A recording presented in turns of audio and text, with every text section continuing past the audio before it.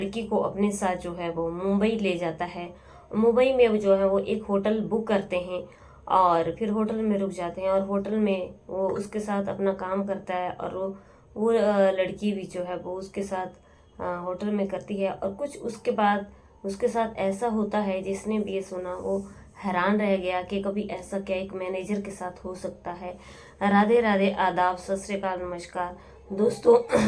मैं daily new crime stories आपके लिए नई कहानी लेकर के आती हूँ। तो उम्मीद करती हूँ कि आप लोगों को मेरी कहानी अच्छी लगती होंगी। दोस्तों, आज की कहानी जो है वो कुछ ऐसी है, तो मैं आप लोगों से विनती करती हूँ कि आप पूरी कहानी सुनोगे और आपको कहानी कैसी लगी आप जरूर कमेंट बॉक्स में बताना। अगर हमसे कोई गलती होगी तो हमें क्षमा करना। तो दोस्तों, आज की कहानी जो है वो गुजरात की कहानी है। गुजरात में जो है वो सूरत की ये कहानी है, जिसको आप अंत तक सुनोगे तो आपको पता चलेगा।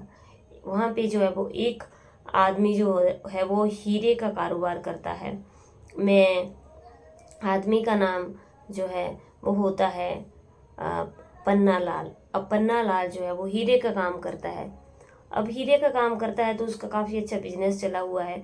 जहाँ पे पन्ना लाल का घर है उसके वहाँ पे एक पड़ोसी रहते हैं। पड़ोस में माता रहती है, पिता रहते हैं और उनके आगे बच्चे रहते हैं।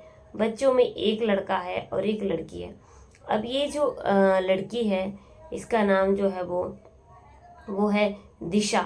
अब दिशा जो है वो अपने घर में रहती है, काफ़ी सुंदर है देखने में और वो स्कूल में पढ़ती है। अब क्या होता है कि ये जो हीरे का जो कारोबारी है, मैनेजर है, इसके अपने पड़ोस में लोगों के साथ बहुत ही अच्छे संबंध थे और ये इनके घर में आता जाता रहता था और इनके सुख दुख में जो है वो इनकी हेल्प किया करता था।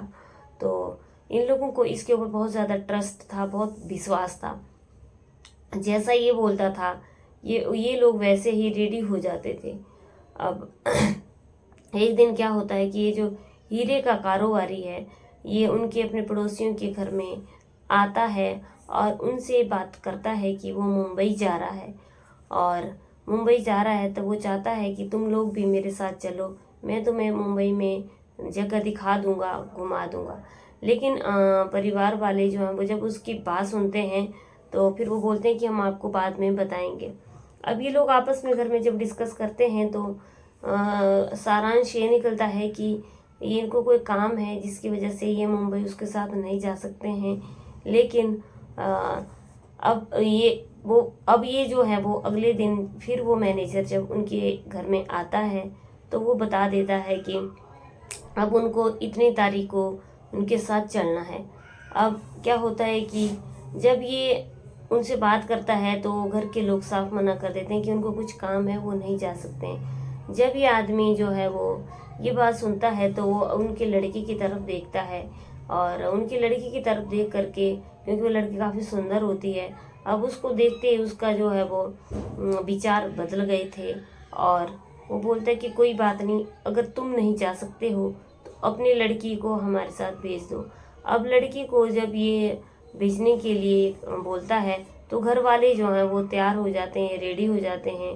और घर वाले बोलते हैं कि कोई बात नहीं, हम नहीं जा सकते हैं लेकिन हमारी लड़की को तुम ले जा सकते हो।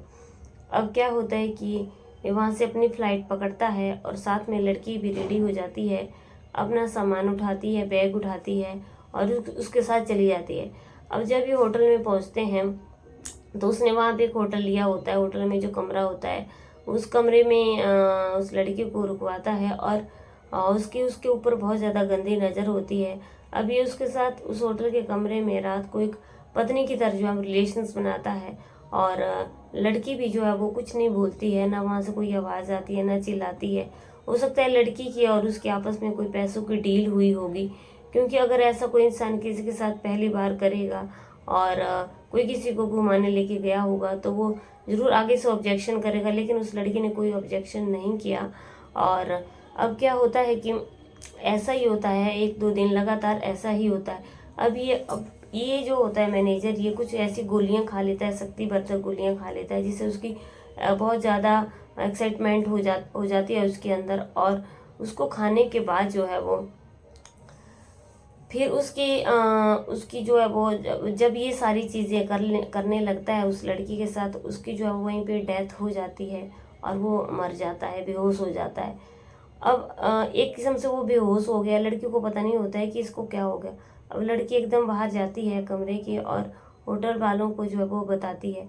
अब होटल वाले जो है वो जब उसको देखते हैं तो एकदम पुलिस को इन्फॉर्म करते हैं और पुलिस वहाँ पे होटल में आती है। तो पुलिस से जो है वो लड़की सारी बातों को बता देती है और अब उसके घर में फ़ोन किया जाता है। तो सूरत से जो है वो मुंबई के लिए उसके माता पिता भी आ जाते हैं। अब माता पिता से पुलिस पूरी पूछताछ करती है। तो माता पिता बताते हैं कि ये इनका पड़ोसी था और इसके बहुत अच्छे इनके साथ संबंध थे और ये हमें घुमाने के लिए लेके जा रहा था, लेकिन हमने मना किया तो ये हमारी लड़की को अपने साथ ले गया। लेकिन अब क्या होता है दोस्तों कि जो घर वाले होते हैं वो उसके ऊपर पूरा आरोप लगा देते हैं कि हमें ये पता नहीं था कि हमारी लड़की के साथ ये ऐसा करेगा, लेकिन इसने हमारी लड़की के साथ जो है वो बहुत ज़्यादा गलत किया। और अब वो जो है वो उसके ऊपर FIR कर देते हैं। लेकिन अब वो इस दुनिया को छोड़ करके जा चुका था, उसके खिलाफ जो है वो उसके माँ बाप बोलते हैं कि इसने हमारी लड़की के साथ जो है वो ऐसा ऐसा किया। अब क्योंकि अब वो जिसने ये सारी चीज़ें की थी वो अब इस दुनिया में नहीं रहा है, वो दुनिया छोड़ के जा चुका है। अब पुलिस जो है वो आगे क्या कदम उठाएगी, उसको क्या मिलेगा, क्या नहीं होगा, ये सारी चीज़ें जो है वो भविष्य के गर्भ में दोस्तों छिपी हुई हैं। अभी जो है वो मैनेजर जो है वो ये दुनिया छोड़ के जा चुका है। इस कहानी से हमें सिर्फ और सिर्फ मेरे नज़रिए से यही सीख मिलती है कि कभी भी गलत काम नहीं करना चाहिए। मैं हर वीडियो के अंत में बोलती हूँ दोस्तों, ज़िंदगी हमें भगवान ने बड़ी मुश्किल से दी हुई है और इसे बहुत ही ऐसे कामों में लगा करके काटना चाहिए पूरी ज़िंदगी को कि हम जब मरें, जब हमारा अंतिम समय आए और हम भगवान के पास जाए तो हमें कभी पछतावा ना हो कि हम पूरी उम्र भर इतने साल पृथ्वी लोक पर रहे और हमने गलत काम किए। हमें कभी भी कोई गलत काम नहीं करना चाहिए, चाहे किसी की बहन हो, चाहे किसी की बेटी हो, और उसको जो है वो अपनी बहन बेटी के समान ही समझना चाहिए।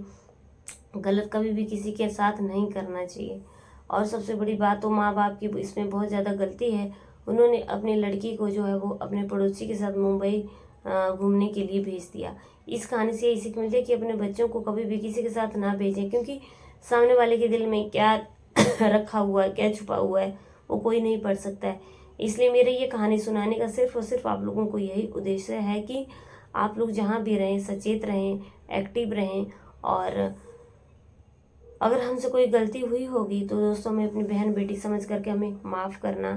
चलिए मैं बता दूं कि मेरे चैनल पे ऐसी कहानियाँ सुनने के लिए मिलती हैं जिनसे हमें कहीं ना कोई हमें सीख मिलती है कि हमारे देश दुनिया में ऐसी ऐसी चीज़ें घटित हो रही हैं। हमें अगर कोई इंसान शक की नज़र से, संदेह की नज़र से दिखता भी है तो हम उससे पहले ही सचेत हो जाएं, जागरूक हो जाएं। दोस्तों चलती हूँ, अगर वीडियो में कोई गलती हुई होगी तो हमें क्षमा करना। चैनल को सब्सक्राइब नहीं किया दोस्तों, सब्सक्राइब ज़रूर कीजिए और ऐसी जागरूक रहने के लिए कहानी सुनिए। कल की वीडियो में फिर से मिलते हैं, तब तक के लिए जय हिंद।